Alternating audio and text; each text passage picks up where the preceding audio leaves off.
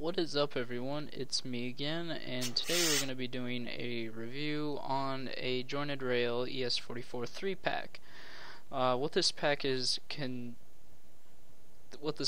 made out of is 3 ES44DCs in the BNSF Heritage 3 livery. It includes a BNSF Gevo with the blown turbo. It includes a very faded Gevo and a weathered Gevo. We're going to start out with the blown turbo, and we're going to start out by going over some of the different kind of details that you'd see on this locomotive and do a little bit of a comparison and to give you an idea of it. So as you can see, the trucks are all nice and weathered up. The job looks pretty decent for what you'd expect again when this release was made, as well as other weathering.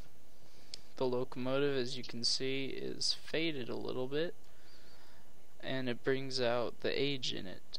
If you also notice, the windows are darker, so we'll do a quick comparison of the windows here. So as you can see, these windows, they have the sunspot kind of thing that would protect the UV rays in the engineer's face, and on the other locomotive it is not there, again bringing out its age and how long it's been operating. So really this thing is very faded down and weathered, as well as the blown turbo, which I think is a really nice texturing, and it's something that you don't really see very often, so I find this fun to sometimes throw on consist when I'm just going for fun. The locomotive pack, I'm just going to be going over some of the detail and the textures, because this is just like the regular Gevo, just different textures and weathering. So again, the special features are auto renumbering, obviously the weathering, and the ditch lights. Here we come to the dirty one, as it's labeled. This locomotive is a little bit more faded down and weathered than the previous locomotive with the blown turbo. This locomotive, as you can also notice, is weathered on the pilot, unlike the one we just went over. The trucks are all weathered the same, and like I said, this is kind of faded down. You can see how the logo's going down a little bit and it's starting to turn into the orange. Also the grills are starting to get dirty, as well as a lot of the safety striping. So this one is pretty nicely done. The textures and the weathering are pretty good for what you'd expect when the time of the release was made. And again, special features are auto renumbering, the weathering, and the ditch lights. Now this brings us to our final review of the 3-pack, and it is the faded ES44DC.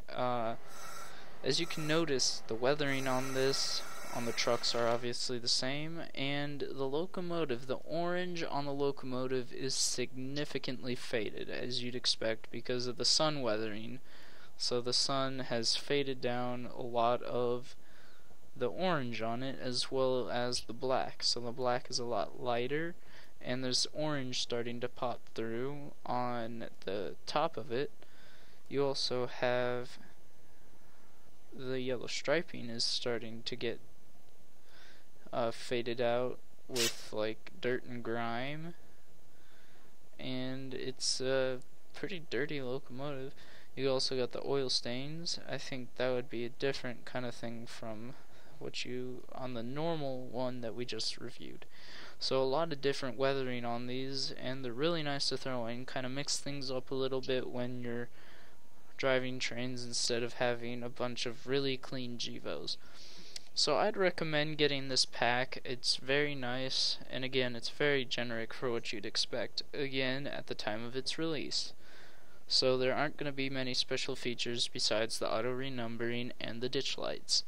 So I hope you enjoyed this review. If you have any other questions, comments, or concerns, you can always put them in the comment box below, and I'll get back to you as soon as I can.